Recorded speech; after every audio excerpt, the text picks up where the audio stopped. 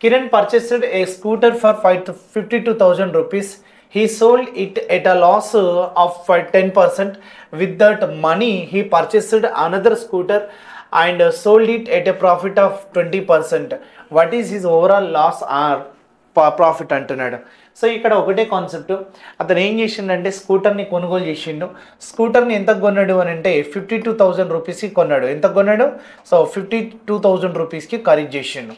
మరి first మనకేమన్నాడు? Loss కమ్మిండంట. దీన్ని loss కమ్మిండు. Loss percentage ఎంత? 10%.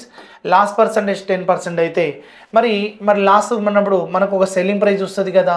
ఆ సెల్లింగ్ ప్రైస్ ద్వారా మళ్ళీ ఆ వచ్చిన అమౌంట్ తోటి మళ్ళీ ఒక వస్తువును మళ్ళీ ఒక స్కూటీని కొన్నాడు.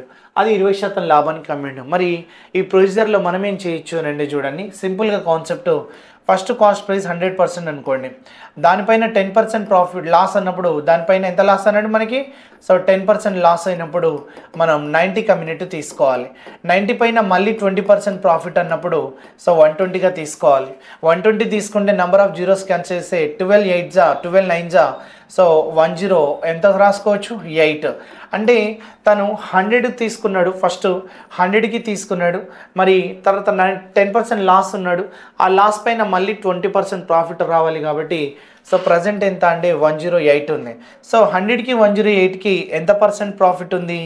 8% ప్రాఫిట్ ఉంది. మరి 8% ప్రాఫిట్ మనం తీసుకోవాల్సి వస్తే మరి బై 100 దేనిపైన తీసుకోవాలి? 52,000 పైన చేయాలి. So number of zeros cancel చేస్తే ఇక్కడ 0కి 0, 5 2 జా 8 2 జా 16, అలాగే 8 5 జా 40 ప్లస్ 1 ఎంత అంటే 4160 రూపీస్ మనం ప్రాఫిట్ అనే చెప్పాలి. ఏమని చెప్పాలి? ప్రాఫిట్ అనే చెప్పాలి. సో ఇది కాన్సెప్ట్.